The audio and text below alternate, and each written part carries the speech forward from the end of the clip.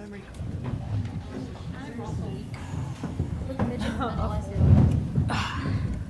We'll let Coach Kest open with a statement and take questions for Rachel, Casey, and also Hannah. First of all, I'd like to congratulate Ball State on a great tournament. We knew they were going to fight. They fought for 40 minutes. They never gave up. And I think Brady and his team is going to be phenomenal in the future. He only loses 2 kids, and those 2 seniors I thought played extremely well. But probably speechless for the first time. I was so nervous today because I know what we went through last year and how hard the kids took it with the loss with Central Michigan. But I also told them that a couple of years ago, Central Michigan lost to Eastern, and they learned from that. And they got experience from it. And last year they came back, and I think the experience really helped them out. And I told the kids we felt like the same way for us. It's easier, I think, when you get there and then come back the next year. And I know that Ball State's going to continue to get better, and they're going to be up here, many, many more times. But I was just so nervous because I wanted it so bad for them. I wanted them to experience winning the championship, to do the celebration, to do Monday announcement. Those memories are going to last for a lifetime. And this is a special group. The seniors have been special. They believed in us when we recruited them. It's not easy to come into a program that has had so many losing seasons and to take a chance on us. It's easier to go someplace that has already been successful, that already has fans. And for these young ladies to take a chance on us, starting with Rachel, but even before Rachel, with Taylor Rupert and Kara Murphy and all the other players that played for us, that believed in us. I mean, they're very much a part of this championship too, and I'm very thankful to have recruited all of those kids. But this is really a very, very special group. 4,000 points plus. I think Carly scored 1,000 points today, so that's a lot of points. But just a great bunch of young ladies that are going to be so successful in life, and we're going to continue to enjoy this ride, and take tomorrow off, take Monday off, and then figure out who we're going to play, and then get ready to compete whoever we play against. Questions for our student athletes? Why did each one of you take the chance? What did you see in Coach Kest that made you want to take the chance? Rachel. For me, it started with Kara Murphy, and I saw the success that she had here at Akron. And Coach Kest told me that I could do the same thing, be a local player and represent Akron. And I'm just so glad she believed in me. I mean, a lot of colleges didn't. I was too skinny and wasn't tall enough. So I'm just glad she saw the potential in me. And this is what I've been waiting for my entire 5 years. So thank you. Casey? I fell in love with the team. I mean, my Tegos are in the team, and Kara Murphy and all them, and I just saw the potential they had. I love the campus and the coaching staff, so that definitely was a part of my decision coming to Akron. And also Coach Kest, I was too short to play a lot of schools, so she really saw the potential in me. Can't thank Coach enough for that. It was also a similar situation. It was close to home, and I liked what I saw when I came here. I liked what Coach Kest told me when I came on my visits, and when I left the day she offered me, I knew I was going to come here. So I want to thank you, Coach Kest. I want to thank you three, because we wouldn't be here today if it wasn't for you three. Ladies, during these 3 days, it seems like it was a multifaceted attack. Hannah against Toledo, Anita against Central, and then today it was Rachel in the title game. Can you talk about the multi-offense? It's been like that all season long, hasn't it?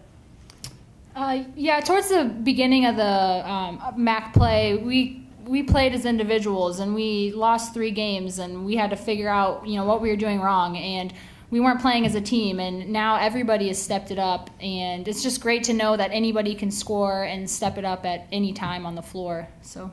Even though it was a loss, how much did you take from the Bowling Green loss and channel it into these 3 games? It gave us a lot of momentum. I mean, when Rachel didn't play, we were playing without her, and we were playing with our bench, and our bench got really confident that game, and we were just ready. We knew we were good enough. We knew we could compete with anybody, and it just gave us a lot of momentum coming into the tournament. Yeah, and breaking that win streak, I think, kind of helped us in a sense because we didn't have to worry about it. It was, we came to play in the MAC tournament. We didn't have to worry about keeping our streak alive or anything. It was just go play.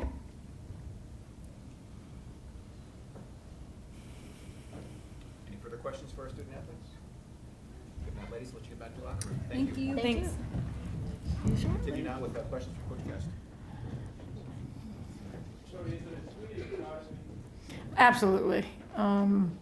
Just to watch them, and just sit back and watch them hug each other and dance, and all the work they've put. Yeah, like I said, I was so nervous. I wanted it so bad. Our coaching staff wanted it so bad for them, and we could taste it. And they've had such a great year. We shot the ball extremely well all year. People said we didn't play defense, and they just looked at how many points we were giving up. But actually, we gave up a lot of points because there's a lot of possessions, and most teams you're gonna win a lot of games when the scoring margin is +10, which is what we had.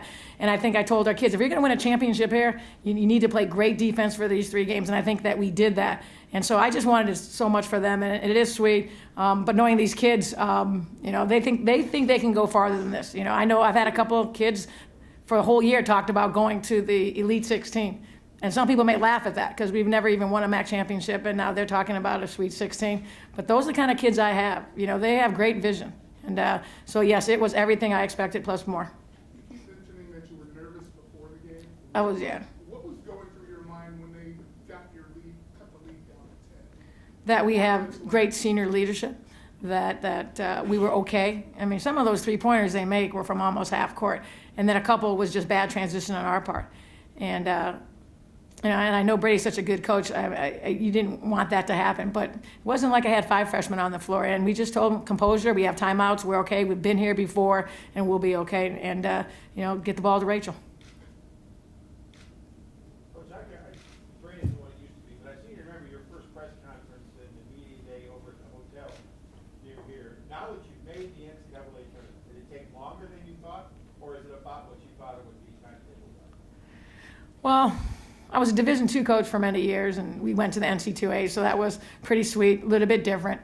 And I was an independent coach, and we went to the WNIT, which was very special because that was the only time a independent team had ever made it to WNIT. But this is the NC2A, this is Division I, this is the highest level. And, we all worked really hard to get here, and I've just been surrounded by so many great people. I've had great coaching staff, great administration that has been supportive since day one. 3 of my coaches have been with me for 6 years, and that's having that kind of stability, I think, is very, very important for your success. And then Coach Box came in the last 2 years, and he provided a lot of great things, a lot of changes too. So I'm just happy for everybody, and like I said, couldn't have done it without everybody's support. And it was really great today to see the support that we had today from the administration, from the community, from the alumni. The band was outstanding. And, I've been waiting for that for 8 years. Because early on when I first got hired, there wasn't very many people supporting us. And I asked, what's it going to take to get people in the stands?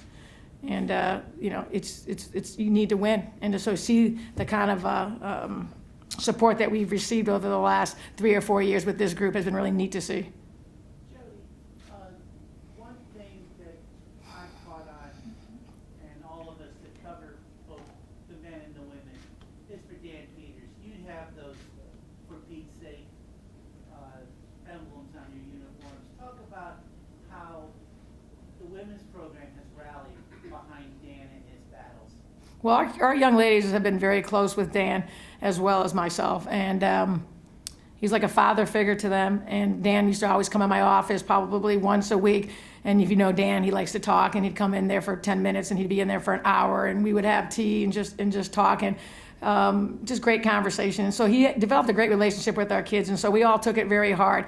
And our kids will go over to his house and spend some time with him and talk. And I try to go see him at least, once a week at his house because he's so positive, and it's just a shame is what happened to him. But not just with Dan, too. I mean, we rallied around Dan, but we all also rallied around Senna King. And I think people are forgetting about Senna. And what she went through this year was really hard. And for her to continue to work hard every day and support our team, we wouldn't be here today if it wasn't, the way she's handled this whole situation. And next year she'll be back with all those young kids. But we rallied around both of them, Senna throughout the whole year, and Dan as well. When you first took over 8 years ago and you got the chance to be this Division I coach, what did you think would be the hardest part to get to this kind of level and what has been? Was it the same thing that you thought it would be?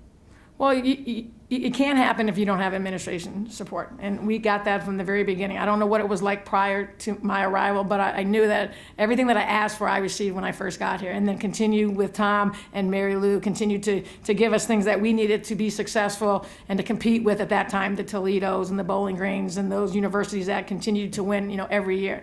And then again, just have some people around you that believed in what you did. You say ask for things, I'm assuming those are typically monetary things. Not always monetary, but just things that we thought, that the other programs would, are getting, we have a beautiful zip lounge, which is phenomenal, both the men and the women have. There's been a lot of just positive things that's happened, in my 8 years. But, you have to have that kind of support, and you have to be around people, again, coaching staff, administration that believe, in your vision too. It's funny because when I took over the program and I was at an independent school in Texas and doing a really good job there, to be honest, people, they thought I was crazy to take the job because of the losing tradition over those many years, and didn't think I could turn around the program. And if you know me, every place that I've gone to, I've turned around programs, and I love that challenge. And as long as I have apples to apples with people in our conference, which we have had in my 8 years, that I felt like we can get the job done. And, and my kids are just like me. They love the challenge. And Say that in your interview when you interviewed here, that you needed things to be as equal as you could throughout the MAC. yeah, I don't think I would have taken the job if they would not have given me what I needed to succeed. I think that's why I've been successful of all the programs I've been at, because I knew it would be the right, school. And to be honest, when I came on campus, my coaching staff at the time at Corpus said that I would not take the job because they knew how much I loved it there and that it would have to be perfect. And when I came on the campus, because of what I remembered, what it used to be like when I was a Division II coach, again, and coming to their practices, I didn't realize all the changes and all the support that Dr. Parenza had put on the campus, the athletics, the new buildings. And so when I came on campus, I was totally shocked. Other than walking around campus, I got a bad blister, and Dean Caro almost blew it in our lunch. Just kidding on that, but. I knew when I left there, if they offered, that I was going to take the job. And it had to be perfect for me, because I'm not going to take any job, because I like success. And I'm not going to go someplace where I think I'm going to fail. And I'm not going to recruit young ladies that don't believe, in success as well. And if you know from these young ladies, they all came from winning programs. They're all successful on the court, off the court. So we wanted to make sure we recruited the right kids. And as you can tell, we recruited 15 great kids. Thank you. Congratulations. Thank you.